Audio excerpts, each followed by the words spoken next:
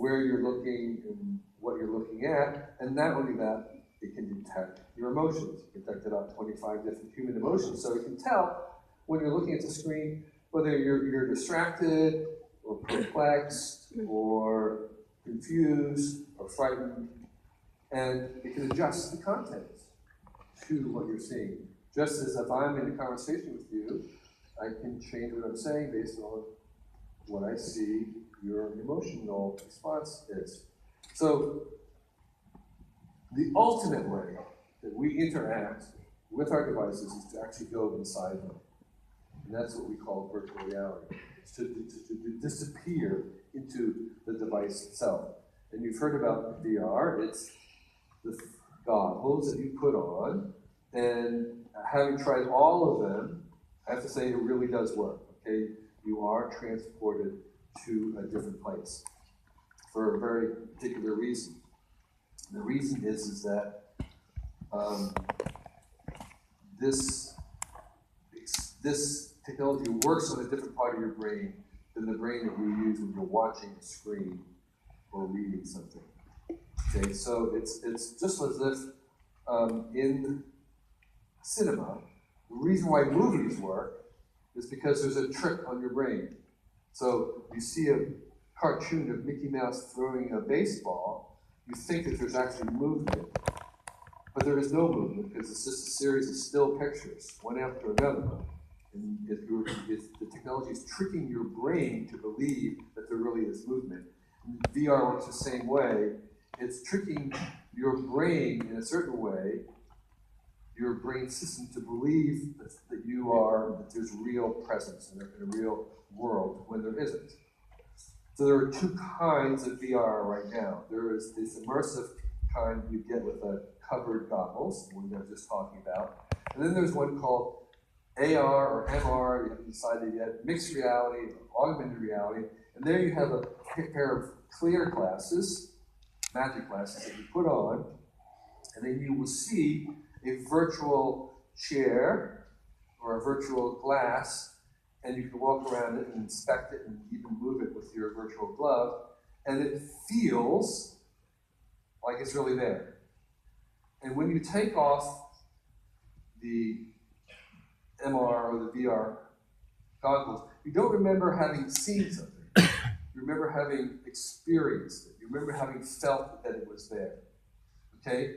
And so this mixed reality is actually very useful. It can be used for designing products. It can be used for education and training, because it's really very, very powerful for those who learn differently, those who have a kinetic full body, because you're using your hands and your arms, you're interacting with your entire body, and you remember it in a very different way.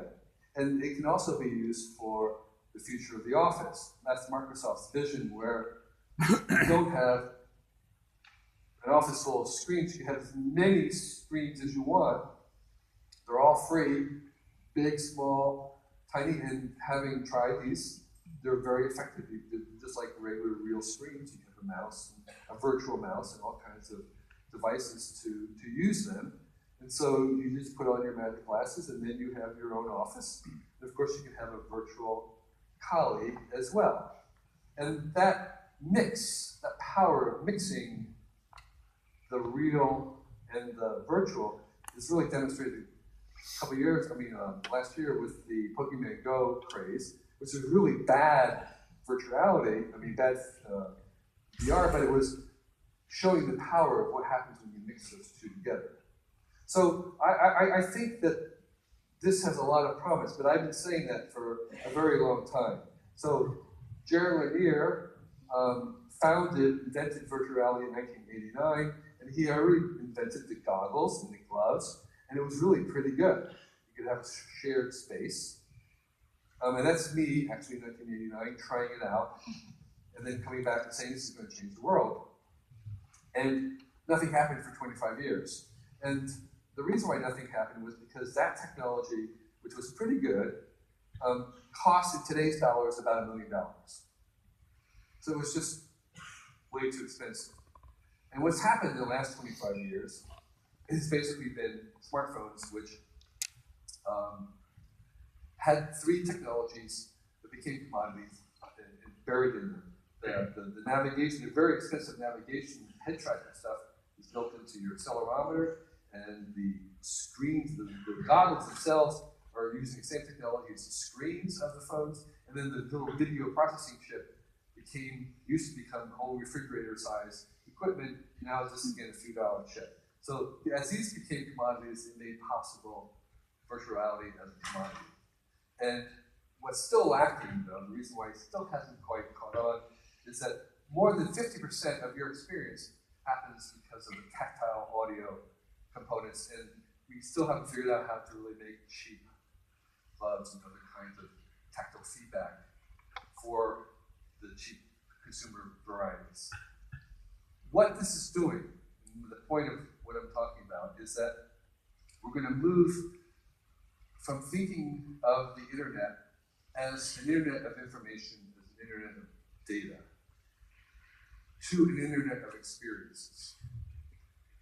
Because, again, when you take the goggles off, what you remember is having experienced something. And experiences will become the new currency. They'll become the thing that we download. We'll download experiences. We'll buy experiences. We'll share experiences. And it's not just thrills, it's the experience of having somebody sit next to you. It's the experience of seeing a demonstration in front of you, or being at the edge of a protest, or going somewhere where humans don't normally go, or find it very dangerous to go to the edge of a volcano. And more importantly, my experience in trying all these VRs for many years and others is that the most captivating thing in VR is not an amazing world. It's not virtual objects that you can move. It's other people.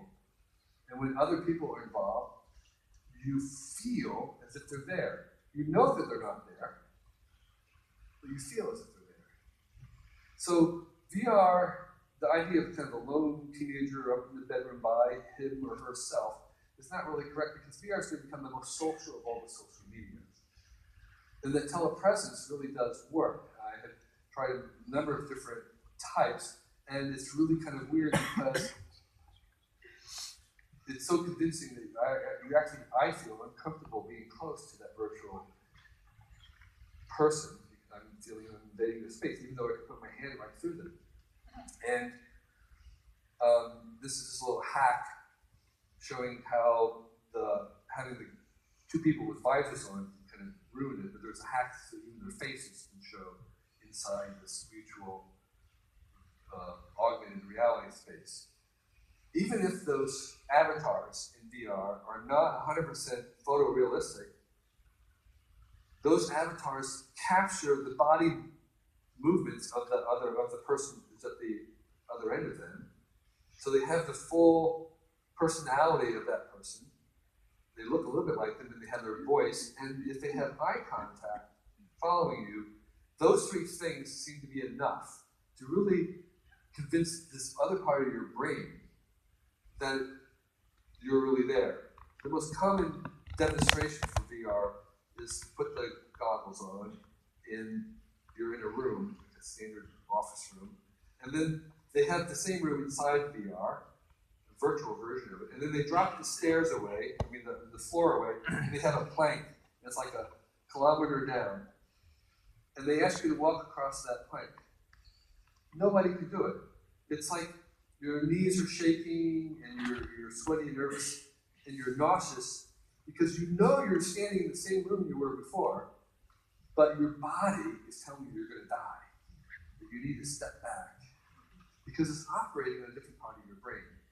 And that part of the brain can feel these other people. And so that experience of being with your friends or strangers is really going to become the new social space, and maybe the next platform after smartphones. And I think of all the things that we're making, almost every commodity is on a downward curve towards the free. The few things that are becoming more expensive in real dollars every year are experiences. Concert tickets, babysitting, four-star chef meals, all those things that are experiencing related. And by the way, you don't need a college degree to make a great experience, almost anybody can. So I think this orientation to experiences is really what a lot of the new economy is going to be about. So let me tell you the third trend very quickly about where we're going. And many people have noticed this, that Uber is the largest taxi cab company in the world and doesn't own any cars, and Facebook is the largest media company in the world that doesn't own any content. Alibaba is the largest retailer in the world and does not own any inventory. And Airbnb is the largest lodging company in the world that owns no real estate. So ownership is not so important anymore. Ownership has a lot of liabilities. And for many things that we're doing, access is in many ways better than ownership. If you can have access to something instantly, anytime, anywhere in the world, why would you own it? Right? So if and that's been true, of course, in the digital realm, where fewer people, we included, are buying a movie, we can have access to a movie anytime. Why would we buy it? We don't have to back it up. We don't have to store it. We don't have to upgrade it. We don't have to catalog it. We just have to access it.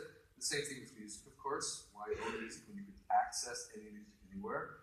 Why own books and e-books anyway when you could have access to all books? Why own games? So in the digital realm, we're kind of getting familiar with the fact that access often trumps ownership. But that's not just the digital world, it's also now seeping into and maybe even starting to overtake the physical world. So if we have instant access, or even things like rapid delivery, so now in cities of the world, even in China, you can get something within a 2-hour window or a 1-hour window. Having something available within an hour, even if it's 2 hours, is almost as much time as it might take for me to find something in my basement, right? So it's almost like instant. You can have instant manufacturing like 3D printing and other kinds of things where you are manufacturing very, very locally. There is constant upgrades where things are being upgraded all the time. All these, like your car, like a Tesla car, where it's a very physical thing, but it actually gets better as it goes along rather than getting worse because it's being upgraded. So what we're finding is that even in the physical world, the benefits of ownership are diminishing, the benefits of access to things are increasing. And we have this idea of this on-demand economy. Basically, if you can get things on demand, you don't really want to own them. So there's a search for the Uber effects. What else can we do with that besides taxi cabs? What else can we do where we would turn a product into a service? So that's the movement from the solid to the verbs. Rather than trying to imagine making something that are products, we try to imagine them as services. And there are about 9,000 different startup companies trying to find the Uber for food, for toys, for furniture, for health equipment, you name it. Someone's trying to reimagine the world as these are not products, these are services, and that they can be delivered in the same way where people don't have to own them. And I even, there's even kind of a little bit of an urban nomad lifestyle, nomadics, where the idea is that you kind of imitate the tribal warrior, hunter-gatherer, who's going through the forest, owning nothing, just getting what they need from the environment, using it and leaving it behind as they go along. So kind of like the highly evolved person in 30 years may carry nothing, no phone. Because any flat surface would be a screen that they could basically turn into their screen, recognizes their face, says, oh, here you are, here's your screen, I'm now your screen. And so there's this idea that the infrastructure itself would supply what you need. You travel, you don't have to take luggage because your hotel room would have a shirt that was made for you or waiting for you, or whatever it is, and you would use it and leave it behind. Just like the tribal guy going through. That's the dream, that's the goal. You have very little ownership, great agility, empty pockets. So the question people want to be asking is, what can you what's now owned that can be accessed, because that's the general drift of things. So sharing is another thing we've heard a lot about. A lot of people know about the sharing economy, but I want to emphasize and enlarge that just a little bit. It doesn't matter what business you're in these days, whether it's chemicals, agriculture, hotels, teaching, you're in an information business. Everybody's in an information business. It's like software ate the world. Everything's operating like as if it was software. Everything's becoming more dematerialized. We make things with less and less atoms and more intelligence and design. That's true for a beer can, it's true for everything. And sometimes even the data about your customers is as valuable as the customers themselves. And it's not just humans, it's like the whole Internet of Things. It's all generating these huge volumes of information and sensors. And what I want to suggest, though, is that when we think of sharing, is what we should really be thinking about is collaboration, cooperation, communities. So something like Wikipedia is possible because we have taken millions of people, they can collaborate to make a communal encyclopedia that anybody can edit. That is miraculous. It's amazing. It's not just about sharing, it's about collaborating at a new scale that was simply not possible before. When we have Facebook with 1.5 billion social connections, that's a new type of collaboration and cooperation. Sure, people are just sharing gossip and cat videos, but they're sharing something. It's the beginning. Imagine what you could do with 1.5 billion people collaborating in other new ways. That's the opportunity that we're headed into, is allowing new tools that will allow us to collaborate, cooperate, and share at a scale that was unthinkable before. And we can also think about the entire sharing of the hardware that's underneath. So all the phones, all of the chips, and all the phones, and all the laptops, and all the server farms together, you connect up all those transistors, combining all the ones that are connected. You connect up all the links, like synapses in the web. If you take up all the storage material in the entire world that's connected online, it becomes a very big brain. It's operating like a supercomputer at a fantastic new rate.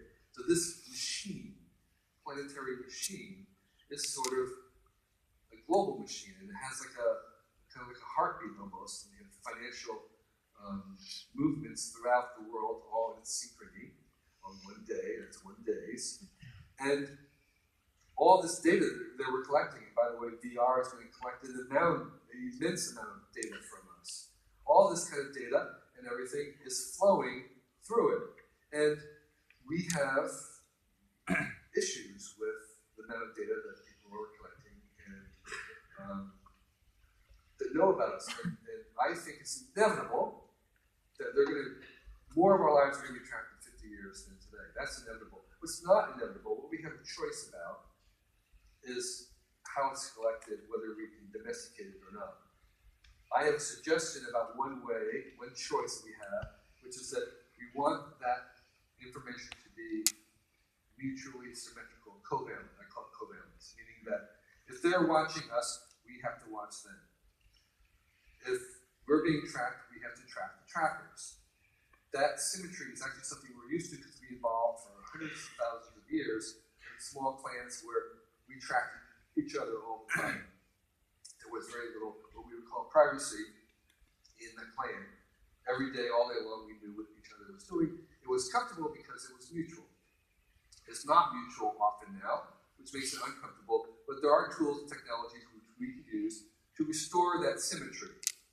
And the second thing I would say about privacy is that they're coupled. If I want to be treated as an individual, I want a personal treatment from my friends, from the government, from other people, and the way to do that, I have to be transparent and open to them so they can treat me personally. If I want to be generic and hidden, then I can be private, but to be private, I have to be willing to be treated as a number in bulk, because those two accesses are bound. So another way of saying this is that ultimate maximum personalization requires maximum transparency, and maximum privacy requires maximum generic treatment. I think we should have a choice in which way the sliders move. But the surprising thing is that when we give people the choice with technology to move the slider towards maximum personalization, or maximum privatization, in general, people are pushing it all ways together, and they are choosing maximum personalization and maximum transparency. And I kind of summarize that by saying that vanity trumps privacy. Okay, that's who knew. That's what we discovered about ourselves. I think we're just at the beginning of the sharing world. We're just at the very, very beginning. We go really far. And the question you want to ask yourself is, what could millions of people collaborating together achieve? And I think we're just at the beginning of that. Nobody has any idea what the new inventions were. Thomas Edison invented the phonograph. He late at night made a list of all the things he thought that it would do. And the first idea that he had was it could be commercialized as a way to record the words of the dying. He was totally wrong. Number 10 on his list was it could be used in recording music. The only way that we can understand things is by using them. Social media is less than 5,000 days old. We have no idea what it's good for. We have no idea how to control it, how to use it. We have no idea what we're going to do.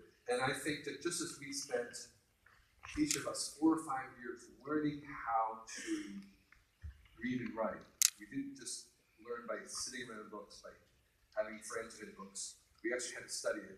There may be certain aspects of, say, social media, where we actually have to be taught and learn how to do things, right? There's no reason why we should expect that the internet is something we don't have to study or learn from. It may take us some time to do that. Your job in 2 years has not been invented yet because all of us will be newbies forever, okay? No matter what your age is, you're going to have to relearn and learn things. You've mastered the phone, but now VR and AI are coming along. So learning these new tools often requires unlearning the old one.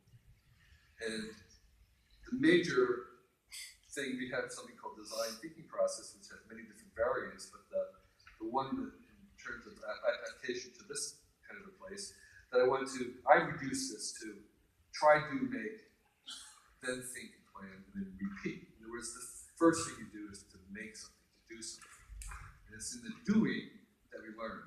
And the same thing about technology. I think we can't think too much about these technologies. The way we steer them is by using them. It's by embracing